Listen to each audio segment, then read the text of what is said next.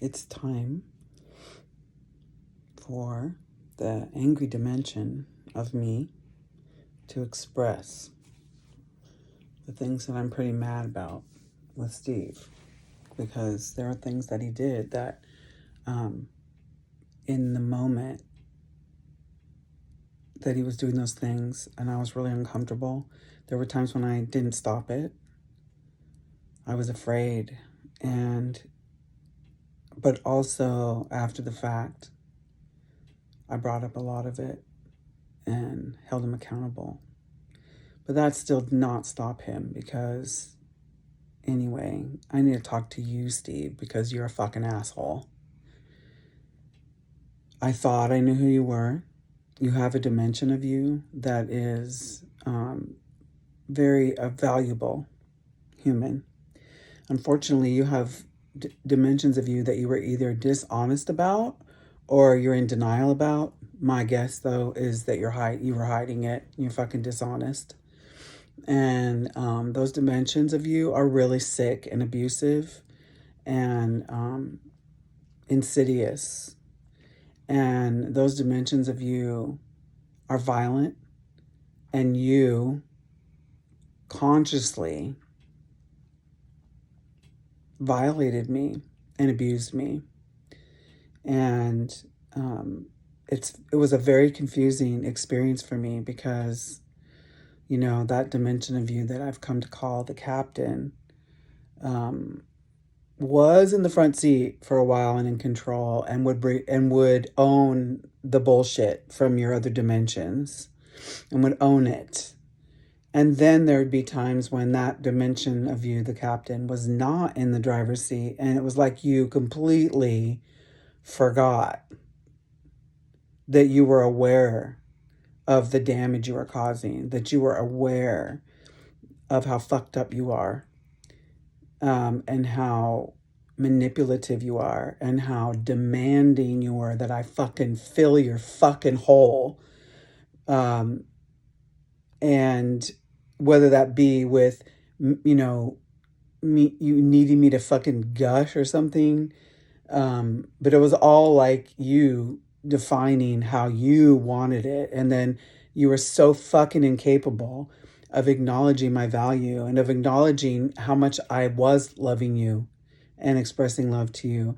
And then you like to point your finger at me and say that I'm holding back and that I'm emotionally unavailable. Well, guess what, motherfucker?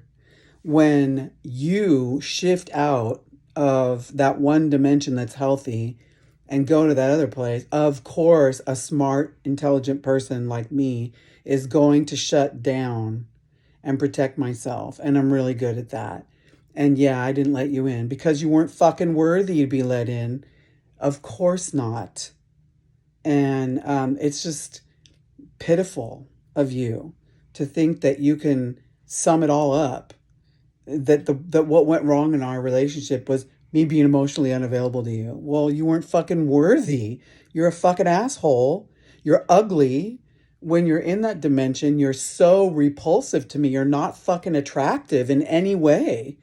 So of course I don't want to fucking have sex with you, you asshole. You're gross and you stink. You really do fucking stink. And, you know, that one dimension of you, the captain, when that person is in control, you're attractive. But it became very obvious to me that you don't have control, and those other sick dimensions of you, which to me, what I see is like your 20-something self who was really violent, really insidious, really dark, had the control and could push forward whenever he wanted to. And then there's that little child, your fucking petulant, spoiled, asshole little fucking spoiled brat child that needed his ass whipped, that would push forward. And that was like, fuck, who am I with? Like this dimension of you that's like insatiable, also really hyper. You probably have ADHD, too fucking hyper, too intense, can't fucking dial it back.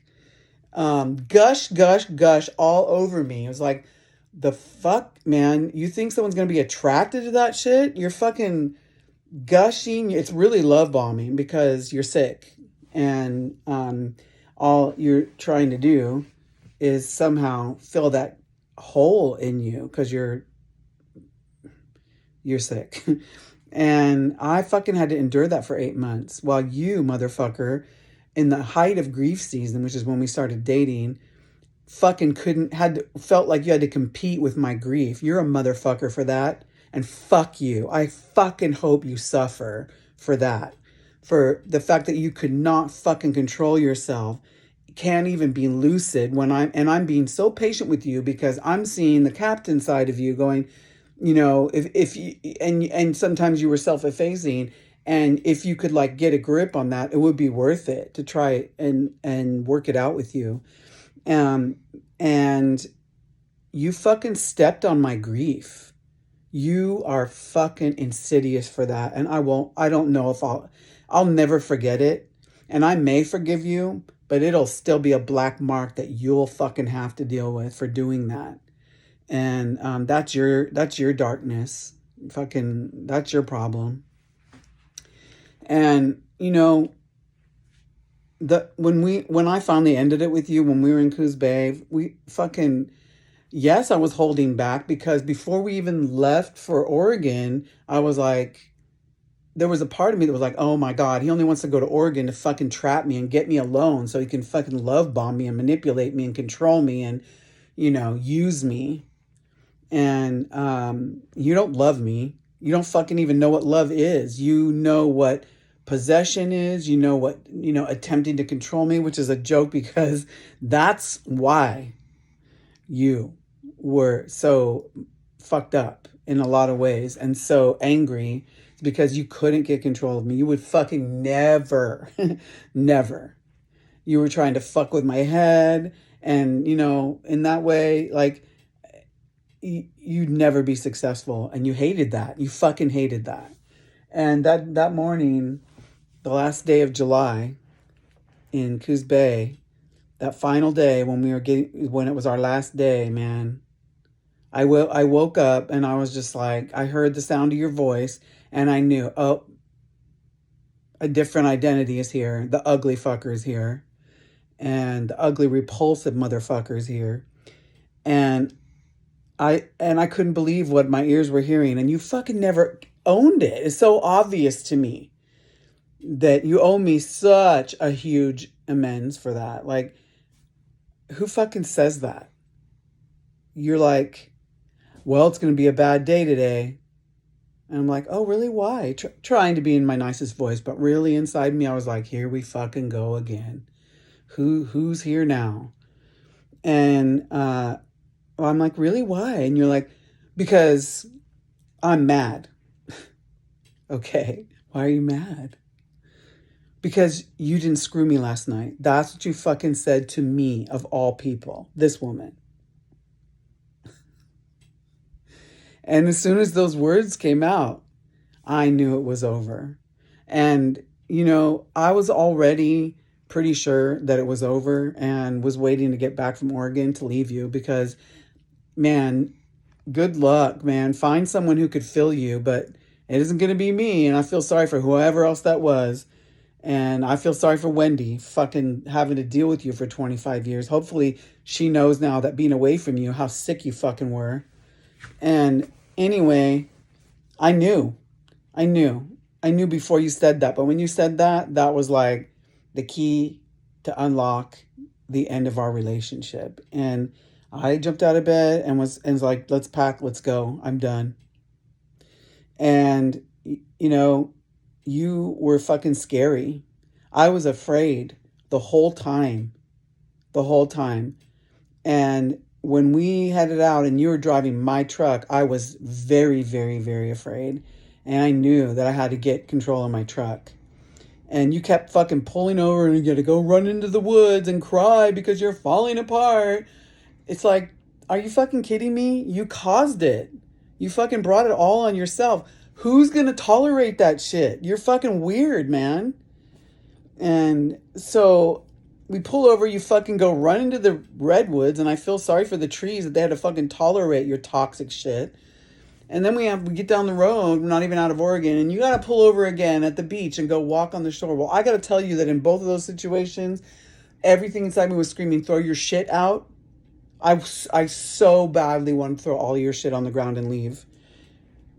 The only thing that stopped me was how I didn't want you to be stranded there in another state and figure out how you're going to get home.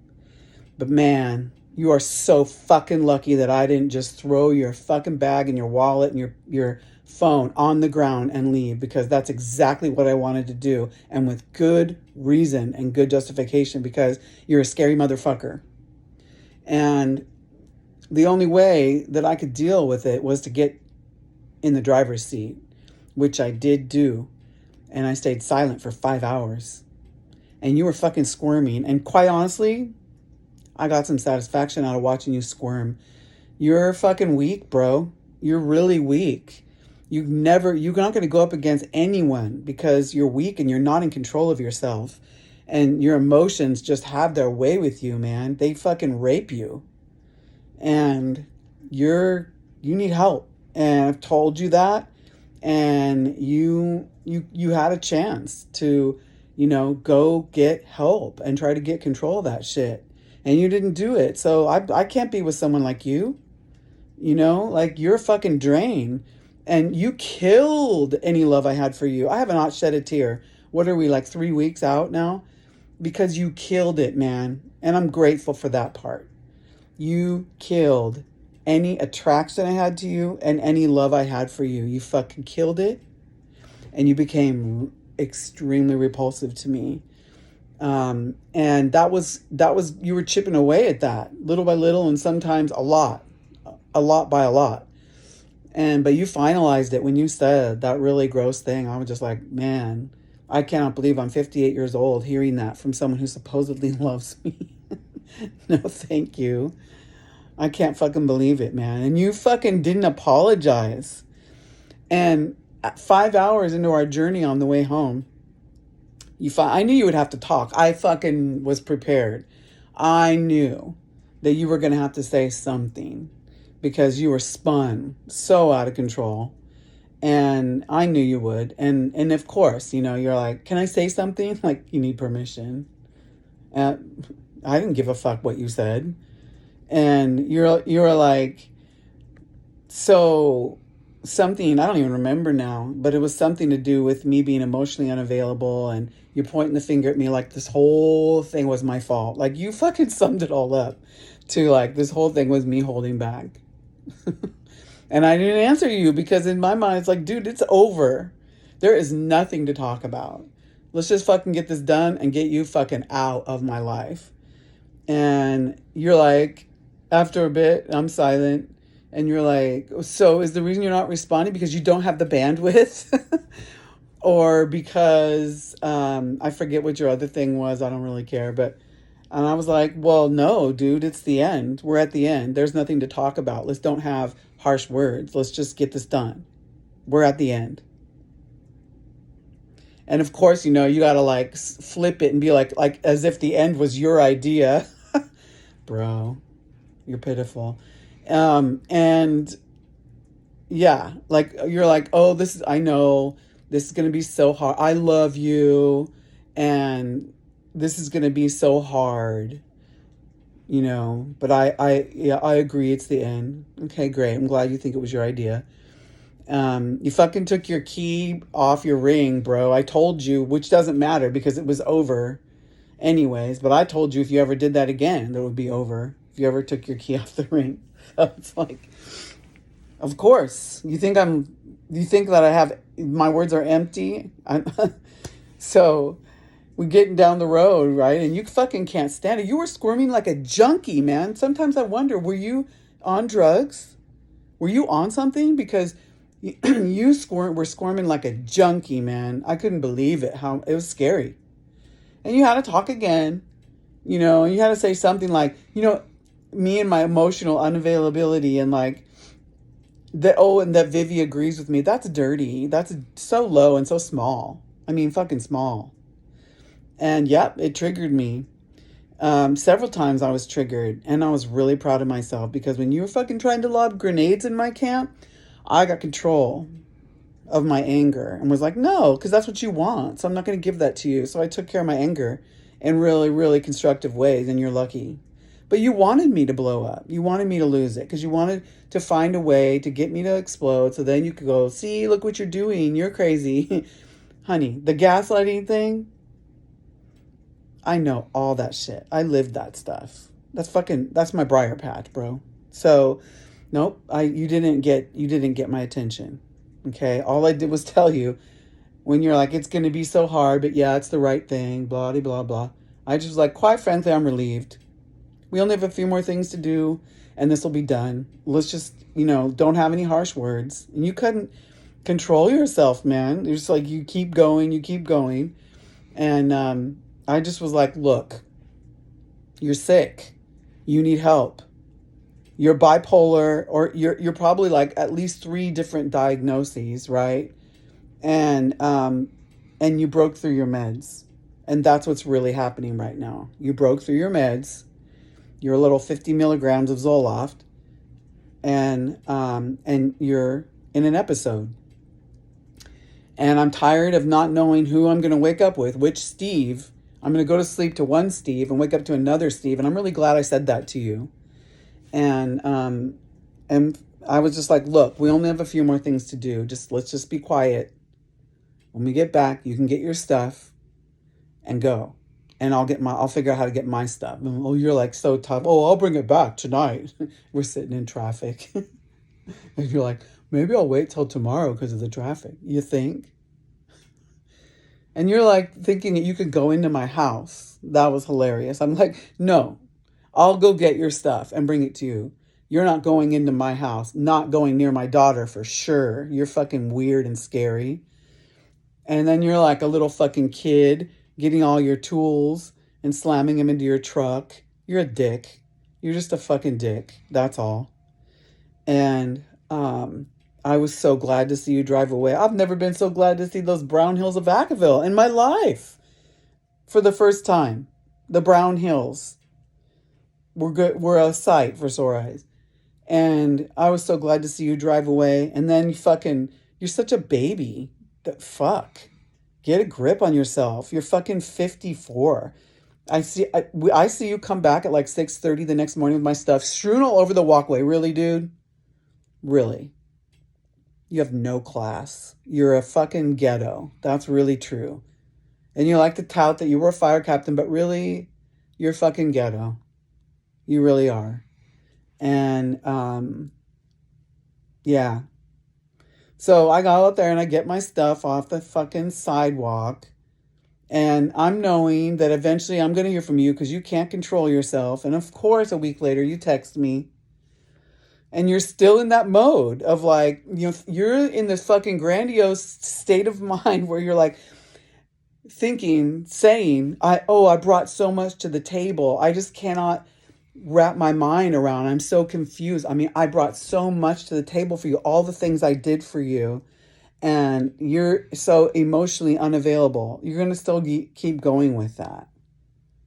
And it's like, whatever. I didn't block you because I'm working on that triggers me when you text me. It gets me anxious, and I've had this habit of protecting myself from anxiety and things that cause it for good reasons.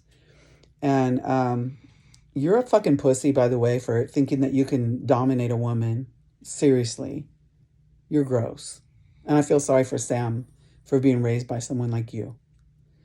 And so I just fucking texted you back and was like, no, you're not blocked, and don't read anything into that. And I'm only going to comment on 2 things that you said. Number 1 is that I didn't block you, and that's none of your business why. And number 2 was you're wrong. And that's it. You're fucking wrong. If you think you could chalk it all up to just me being emotionally unavailable after all the bullshit you pulled and all the sickness, and then the fucking conversation you had with Vivi, for that, I could fucking strangle you. The manipulative conversation you had with my daughter She fucking felt like she was with Angel Lavigne 2.0. So congratulations for earning that one. You're a fucking sick. And if we ever do actually have a conversation, I will definitely annihilate you over that because you're a motherfucker for that. You are a motherfucker. And I hope you are suffering. You deserve to suffer because you you should definitely have known better than to step on my grief, compete with my grief. Every time I had any kind of an issue, if I had an issue with Vivi, was going through serious things with Vivi, you suddenly, you get into your lower self, and all of a sudden, the world has to stop and prove they love Steve. You're really, really repulsive, really repulsive, and I'm so glad. I don't miss you. I'm so glad to be away from you.